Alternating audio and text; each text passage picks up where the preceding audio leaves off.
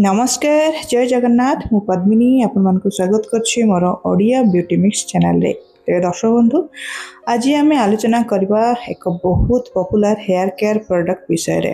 Product होछि Indulekha shampoo. आपण माने निश्चित भाबे सुनिथिबे जे एहा हेयर फॉल को कंट्रोल करे, हेयर ग्रोथ बढ़ाई थाए एवं स्काल्प को हेल्दी रखिया पई बहुत फेमस। किंतु प्रश्न हैला यह सतरे काम करे कि ना कि खाली मात्र मार्केटिंग पाई एसबू हल्ला हिची। तेबे आजिर एही वीडियो रे आमे पूरा डिटेल रे जानिबा तार इंग्रेडिएंट्स कौन, तार बेनिफिट्स कौन, आउ यूज केमिति करिवे, ता सहित तार भल आउ खराब गुण एवं रियल रिजल्ट।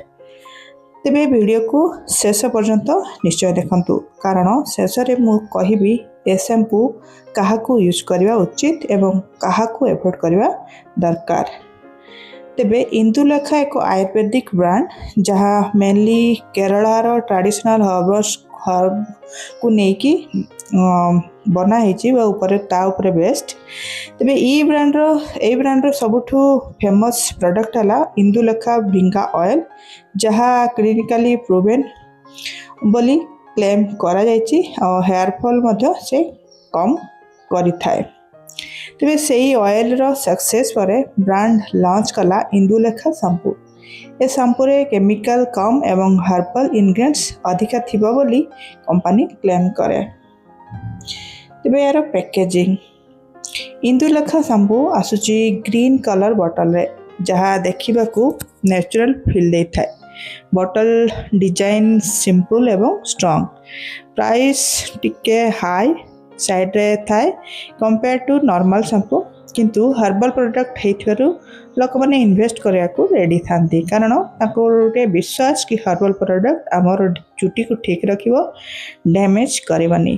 तेबे चलंतु एबे सबुठु इंपोर्टेंट कथा हमें हबा जोटा कि होछि तारो इंग्रेडिएंट्स विषय रे।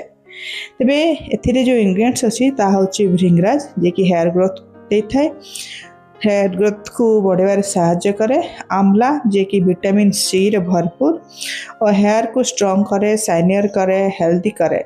नीम मध्य अछि, जे कि डैंड्रफ कंट्रोल करे। तुलसी अछि, जे कि स्काल्प को क्लीन रखे। शिकाकाई अछि, जे कि नेचुरल क्लींजर, और रोजमेरी ऑयल अछि, जे कि ब्लड सर्कुलेशन को इंप्रूव करे। वे यही सब इंग्रेडिएंट्स मिली कि स्काल्प को नरिश करे एवं हेयर फॉल को कंट्रोल करे सहायता करे। तेबे सबुठु बढ़िया कथा हैला ए शैम्पू पाराबिन फ्री एवं सिलिकॉन फ्री बोली क्लेम करा जाउछि। तेबे यार बेनिफिट्स कौन, एबे देखिबा इंदुलेखा शैम्पूर मेन बेनिफिट्स। ये हेयर फॉल कम करे, रेगुलर जदि यूज करिवे, आउ हेयर रूट्स को स्ट्रांग करे, स्काल्प को क्लीन एवं हेल्दी रखे, ता सहित डैंड्रफ को रिड्यूस करे, हेयर को सॉफ्ट एवं शाइनी करे। किंतु एक इंपोर्टेंट कथा हैला रिजल्ट तुरंत मिलिबो नाही, आपन को एटलीस्ट 4 रु 6 सप्ताह यूज करिया दरकार। यूज केमिति करिवे, इंदुलेखा शैम्पू यूज करिवा बहुत सिंपल। प्रथमे हेयर को पानी रे भिजांतु, टिके शैम्पू नै कि स्काल्प रे अप्लाई करंतु, जेतकी आपन चुटी को दरकार बा स्काल्प को दरकार। हल्का मसाज करंतु, 2-3 दिन पर धोई दियंतु। बेस्ट रिजल्ट पई सप्ताह रे 2 रु 3 थरा यूज करंतु। इंदुलेखा ऑयल सह जदि यूज करिवे ताले आपन को आहुरी बेटर रिजल्ट मिलिबो।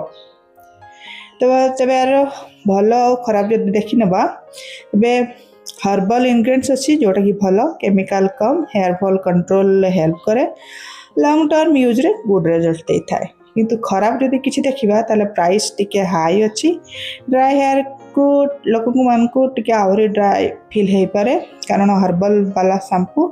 तेबे इंस्टेंट रिजल्ट एक्सपेक्ट करले डिसअपॉइंटमेंट मिल पारे, कारण herbal shampoo herbal product Ayurvedic product टिके स्लोरी काम करे।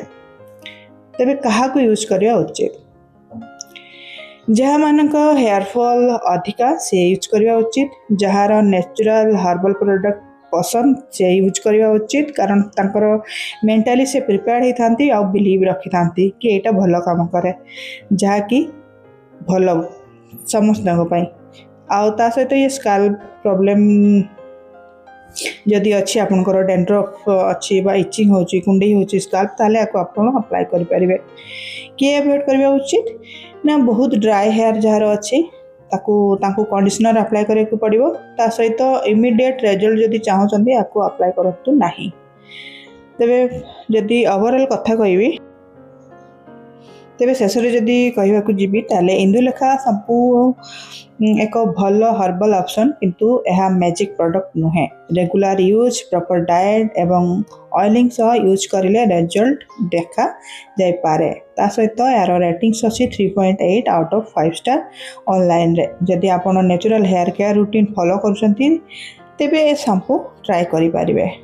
जदि वीडियोटी भल लगिला लाइक शेयर एवं सब्सक्राइब करंतु। कमेंट रे निश्चित कहतु आपण इंदुलेखा शैम्पू यूज करिसंती कि एक्सपीरियंस केमती अछि।